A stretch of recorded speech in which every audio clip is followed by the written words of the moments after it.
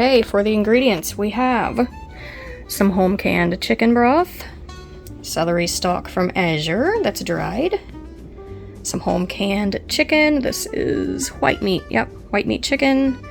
2 carrots, an onion, and 1 clove of garlic, salt and pepper, and 1 cup of rice. Into the pot it goes. Yummy, yummy.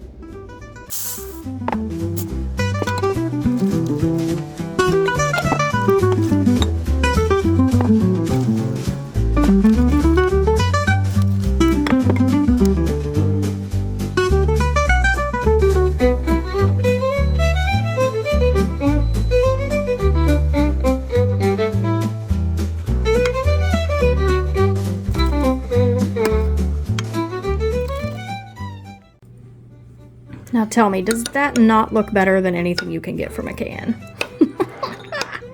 And it's so good for you. Time to eat up. Moment of truth. A little chicken, a little carrot. It's a little bit hot though. Oh, it's good. It hits the spot.